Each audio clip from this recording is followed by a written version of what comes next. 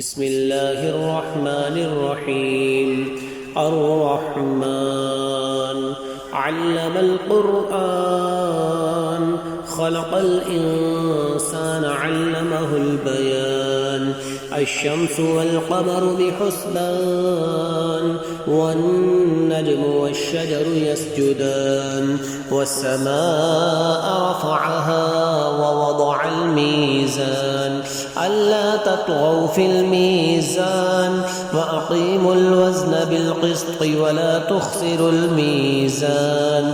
والأرض وضعها للأنام فيها فاكهة والنخل ذات الأكمام والحب ذو العصف والريحان. فبأي آلاء ربكما تكذبان؟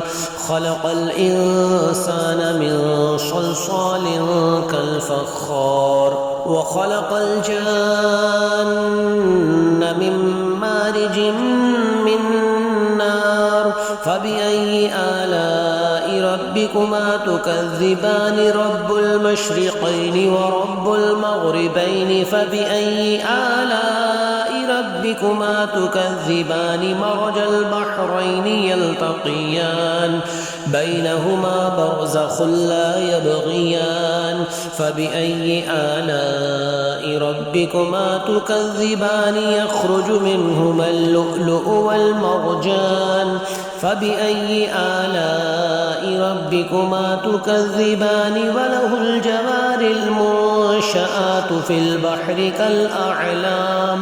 فبأي آلاء ربكما تكذبان؟ كل من عليها فان ويبقى وجه ربك ذو الجلال والإكرام.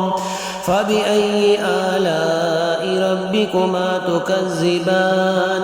يسأله من في السماوات والأرض كل يوم هو في شأن. فبأي آلاء ربكما تكذبان؟ سنفرغ لكم أيها الثقلان. فبأي آلاء ربكما تكذبان؟ يا معشر الجن والإنس إن استطعتم أن تنفذوا من أقطار السماوات والأرض فانفذوا لا تنفذون إلا بسلطان. فبأي آلاء ربكما تكذبان؟ يرسل عليكما شواظ من نار ونحاس فلا تنتصران. فبأي آلاء ربكما تكذبان؟ فإذا انشقت السماء فكانت وردة كالدهان. فبأي آلاء ربكما تكذبان؟ فيومئذ لا يسأل عن ذنبه إنس ولا جان. فبأي آلاء ربكما تكذبان؟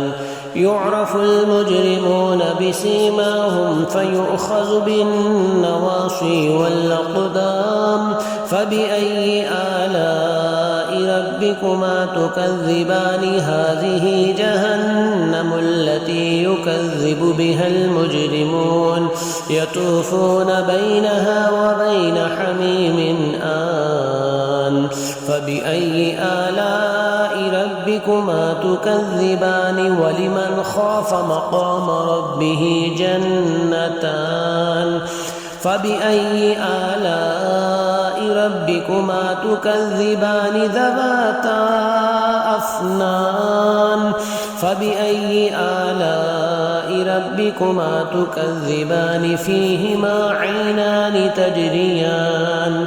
فبأي آلاء ربكما تكذبان؟ فيهما من كل فاكهة زوجان.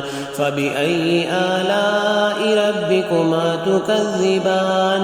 متكئين على فرش بطائنها من استبرق وجنى الجنتين دان فبأي آلاء ربكما تكذبان فيهن قاصرات الطرف لم يطمثهن إنس قبلهم ولا جان فبأي آلاء ربكما تكذبان كأنهن الياقوت والمرجان فبأي آلاء ربكما تكذبان هل جزاء الإحسان إلا الإحسان فبأي آلاء ربكما تكذبان ومن دونهما جنتان فبأي آلاء ربكما تكذبان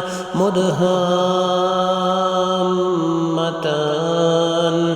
فبأي آلاء ربكما تكذبان فيهما عينان نضاختان فبأي آلاء ربكما تكذبان فيهما فاكهة ونخل ورمان فبأي آلاء ربكما تكذبان فيهن خيرات حسان فبأي آلاء ربكما تكذبان حور مقصورات في الخيام فبأي آلاء ربكما تكذبان لم يطمثهن إنس قبلهم ولا جان فبأي آلاء ربكما تكذبان متكئين على رفرف خضر وعبقري حسان فبأي آلاء ربكما تكذبان تبارك اسم ربك ذي الجلال والإكرام